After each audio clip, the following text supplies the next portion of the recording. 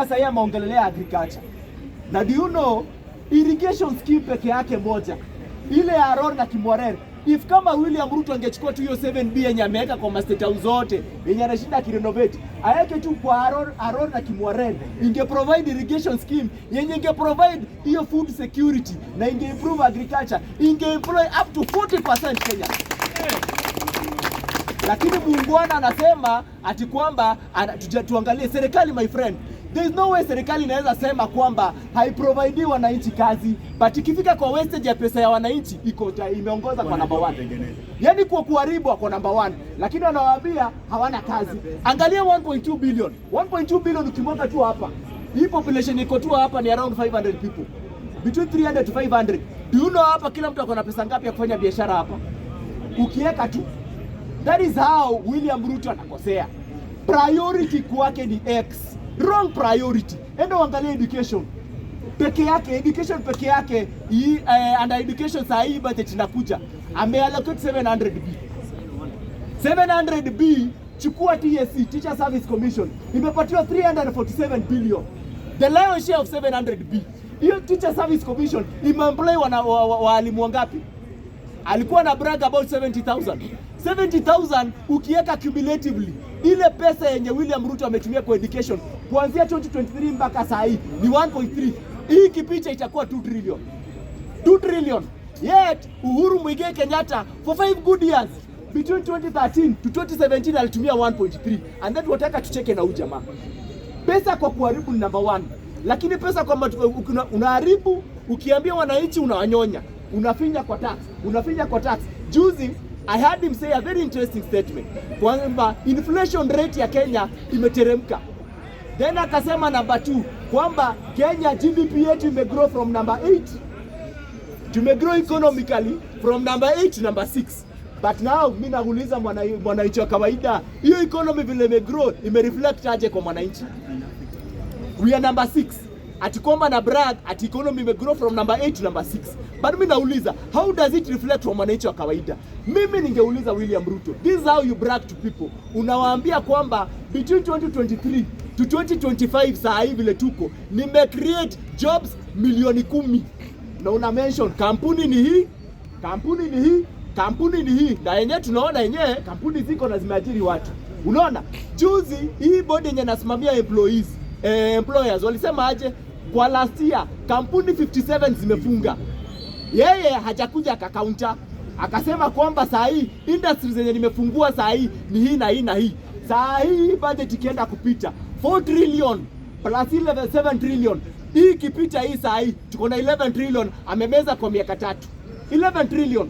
Uhuru Muigai Kenyatta alichochea deni ya how much? Ya 7 trillion. Huyu anaenda kumeza kwa miaka 3 11 trillion. And then unamuuliza hiyo 11 trillion unaenda kumeza imefanya kazi gani Kenya? Imefanya kazi gani? A whole 10 good years. Uhuru Muigai Kenyatta mwenye mnamuita mwizi aliacha 7 trillion kwa deni. Huyu budget yake ya 3 financial year hii kipita ni 11 trillion. Muulize kazi yenye imefanya. Surely yani tukiangalia tu kazi, muulize tu kazi gani imefanya. Saa hii kwa 11 trillion hakuna stadium imeisha. Hii Talanta stadium bado inaendelea. Kasarani bado inaendelea. Wameshinda kipostpone CHAN sababu ijaisha. Ukiangalia Nyayo stadium bado inaendelea. Ile barabara alikuwa anasema Mogadishi saa hii ndio inaanza.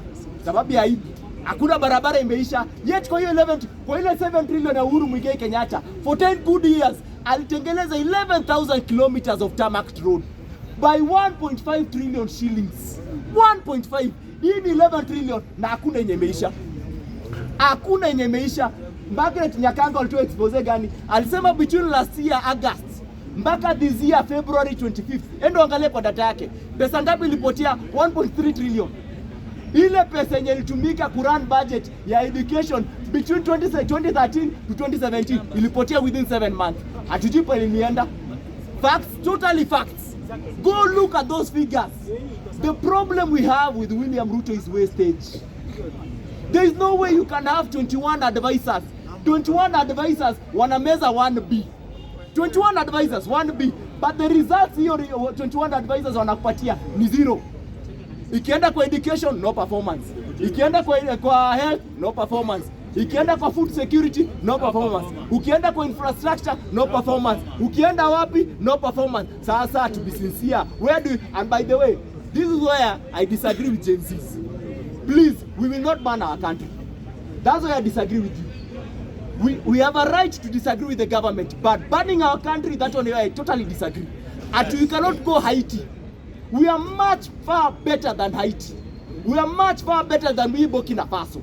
Munasifu Traore. I totally admire Traore. But Kenya, we are much far better than Traore. Why? Because we have the resources. We have the economy. And we do not need constitutional change. We only need the constitution to work for our advantage. And we only need to put the right person in 2027. 2027, tunataka tu a manager. We don't need a politician. A manager who has been there by history. And I've told you, and I will tell Gen Zs directly, we do not need an activist. We don't need an activist in 2027. Activists in the world have never performed. Hitler was an activist. Aliingia kwa street, aka-evolve. Unajua, do you know what activists do? Wana ride on emotions za wananchi. Ni kuja hapa na wacharge. Na wacharge tu. Na kumbe mimi akili yangu pale inaenda papa. Activists, they are good in pointing issues. They are good in creating crisis. That is the best activists can do. But they can never provide solutions. Show me a president who's an activist anywhere in the world who has ever performed. Show me one, mention one. Hitler aliwapeleka kwa vita Germany. Hawakujua kitajiwa. Akatengeleza economy inaitwa autaki. Autaki, precisely what does it mean? Self-reliance. Ni economy gani dunia mzima ishaji rely yenyewe? You open the economy. That is what you do. So at the end of the day, we are not going to choose an activist in 2027. Leta mtu mwenye ni manager. Tuangalie historia yake. Juzi huu president wangu mwenye ademani kimalizia. Anaitwa Fred Matiang'i. Aliulizwa maswali mzuri. Akaulizwa kwamba, by the way, ile ya Rivayala ulifanya aje? Now, his answer, somehow, someway, haikuwa ilipeana the resolution. But me, myself, I did a research. Nikaangalia the difference by then na difference ya sai. The only place where I disagree with Matiangi ni kwamba hangeenda to the extreme of killing those people. But all of them, none of them had a flag and water. They were not innocent kids. It was wrong to kill them. But none of those who are in Rivayala, ungepata chini mtoto mwenye akona maji na flag. All of them, hapo ungeangalia, enda angalia gazeti ya Nation, Daily Nation, yani March 8, 2022. Ilipeana hiyo expose. 31 bodies, all of them had issues with the government. Walikuwa criminals, wengine walikuwa ex-policemen. Lakini ya saa hii ndo nauliza, at the end of the day, ukipata mtu mwenye, by the way, I'm saying, where I disagree with Matiangi is the extreme of killing them. Aya, maandamano na Rivayala is different. Maandamano has always been there in every election. So please, separate maandamano. And then, wewe uliza mwenye alifanya handshake. Si alifanya handshake, alipatiwa budget ya 10B ya BBI.